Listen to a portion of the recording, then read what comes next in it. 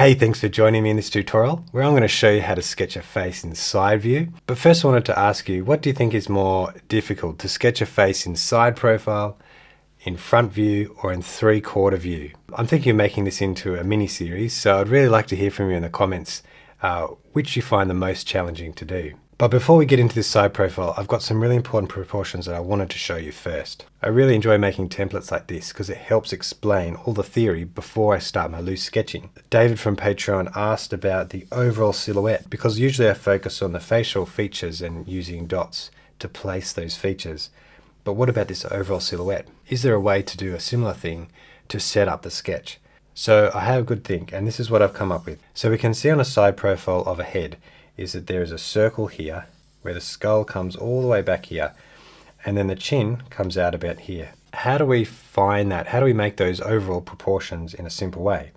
Well, if we put a dot on the top, on the two sides and the bottom, we have 4 dots. But to find the chin, you can get that distance and swing it down here to find that point on the chin. So this isn't a full-on mathematical way of constructing the face. It's just getting a few dots to give us a general proportion so we can sketch loosely, because we're not doing a realistic sketch here, we're doing an impressionistic quick sketch. Once we've got that silhouette, once we've drawn a few main shapes like the outside of the hair, we might draw this line here and we might draw down here, and we're trying to then get the facial features.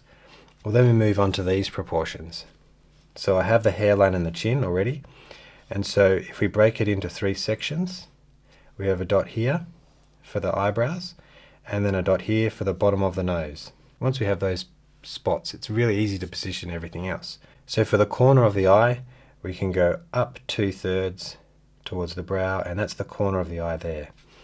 And then the same thing with the mouth, we go up 2/3, and that's where that split between the lips is. I often forget to mention about the ear. So if you see in the middle of that circle, right there, that's where the top corner of the ear is, and it goes back into that back quadrant. So if I was to split that circle into 4, in the corner you'd go back this way.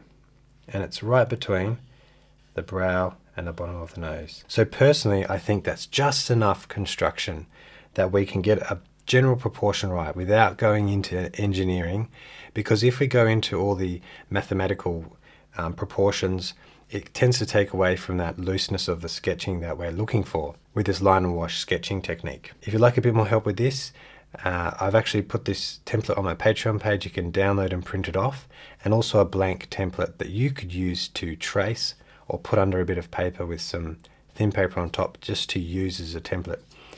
Okay, so now let's get on to sketching. Okay, so I've got my sketch pad here, and you can use any ink pen you like. So what I recommend first is we put a dot pretty much in the middle of the page, and then we'll put a dot above that same, so I'll make that a bit darker for you, and then across the same distance there, and across the same distance there, and then down we can put a dot here, but as we talked about before, we want that dot to come out to here. So I'm swinging that dot around the same. You can measure it if you like, measure that distance and come down approximately there.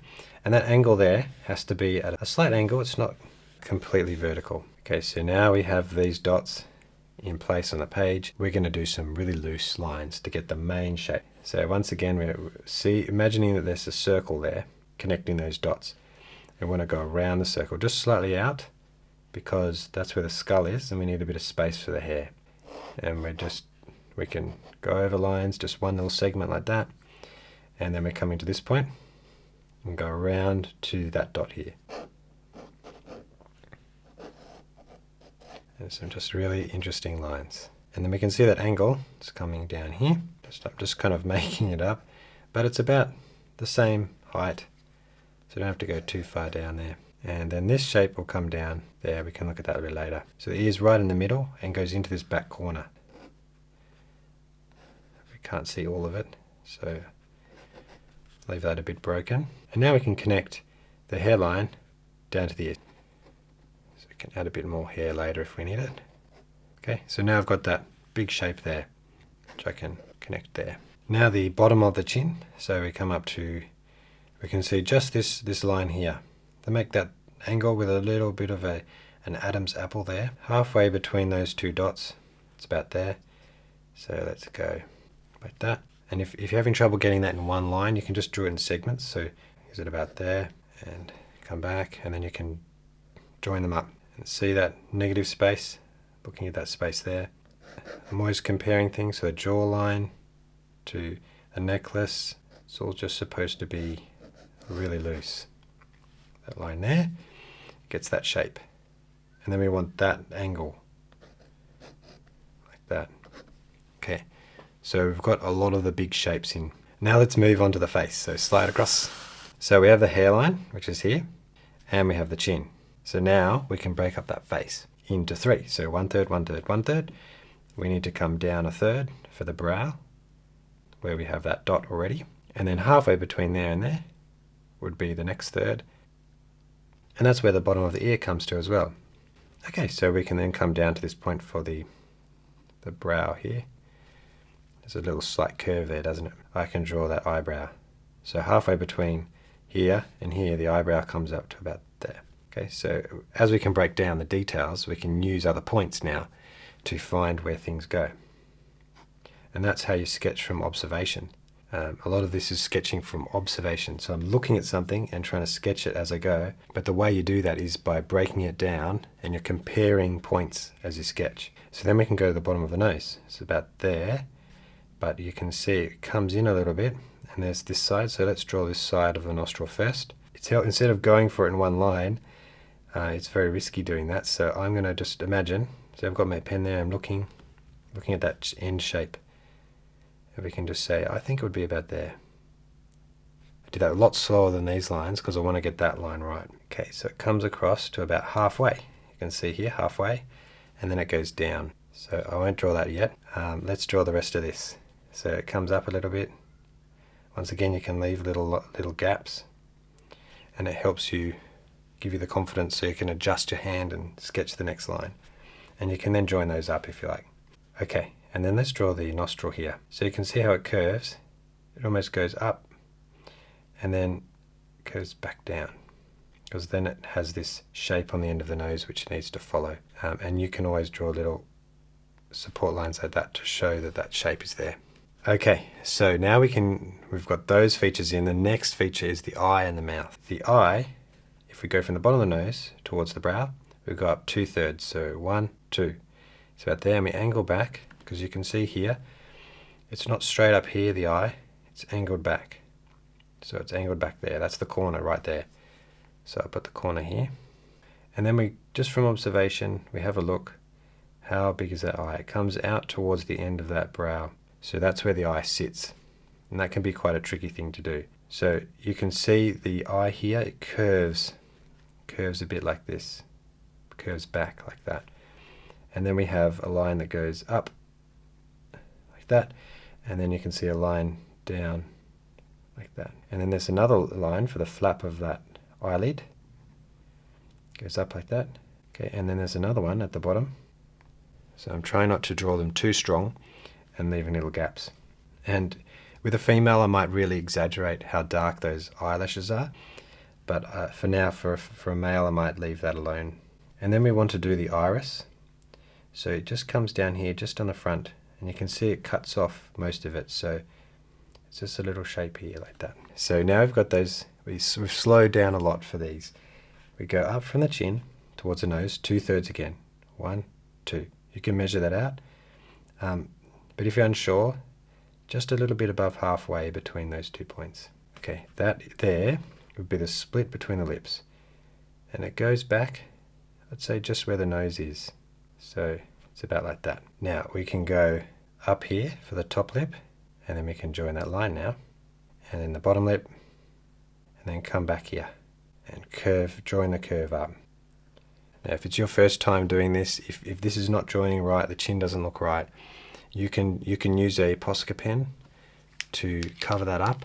Make sure just to edit that line a bit, because that's a really important line. Some of these lines I don't worry about at the back of the head, but these lines, they're important. And for a male, once again, I don't usually add too many lines around the lips, just a split between the lip, and often a little bit of a line here under the lip, and that's all you need. And you could add just a tiny little pupil, but just very subtle on that. And I'll add a bit more detail to this necklace there. So now I'm looking at some details that might add to this sketch. That's an important feature of this sketch. You can add some more. You see the light hitting up here. There's a slight shadow line here. So we don't need to add all the hair, it's just the impression, and we can then use a wash to suggest some of that nice hair. Okay, now we're going to add a little light wash on top. I've got my square brush here this time, and the first color we're going to use is Burnt Sienna, and all the colors that I use are in the description below the video. So very light Burnt Sienna, take off a whole lot of that color. So just going to go down this, and then as we go, I'll put more color into the brush. Tip the page so that I could get that color running down, so it didn't pull around the top there. A bit more saturation into the paint. Okay, I also want to add a background. So I've got turquoise here. I haven't used turquoise very often. Okay, so I'm just adding that background here, just from the edge. Silhouette the edge of that jacket there. Now for the hair. So I've got burnt umber. And as we come down, we can add some Paynes grey in there. Trying to keep my strokes just as expressive as the sketch lines. Also the eyebrows, and the iris is also dark. So the next thing I'm going to do is add some burnt sienna and some light purple lake. So this will be the shadows. There'll be a little bit under the eye here, and under the lip, under the nose first, and then the lip there, and then you can see here that dark shadow across the jawline. Goes down like that. You can go for a permanent rose, just a little bit here. I'll take a lot of the water off and see a bit more colour around the eye, the end of the nose there. And then I have Ultramarine, and what I'm going to do is just liven up that background a little bit more. Some nice dynamic splatters. Oh, got it on the face. And then also that area there where the hair is. So I'll use burnt umber, take a bit off the brush. Something there. And on the front here you can see there's a bit of shadow even on the front, so just add a tiny. And the last thing we can do is add some highlights. So I've got my Posca marker. There's not too many places that stand out, but mostly the hair. Add some little highlights in there. You can see glints on the hair and in the background. So there you go, a very simple wash on top, just throwing on a few light colours and then some shadows and some dots for highlights. And with this, you can see I didn't get too close to the edge, and I think that adds to that sketchiness of this really impressionistic loose sketch. As I mentioned before, these templates that you can use are on my Patreon page with this ad-free full-length tutorial. And thanks again for all my Patreons who support this channel, making it possible for me to make weekly tutorials for you. And let me know in the comments about what you find most challenging, the side view, the front view, or the 3/4 view. And I'm going to go through that as a mini series to work out ways of simply sketching the face. But until then, thank you so much for watching, and I'll see you in the next one.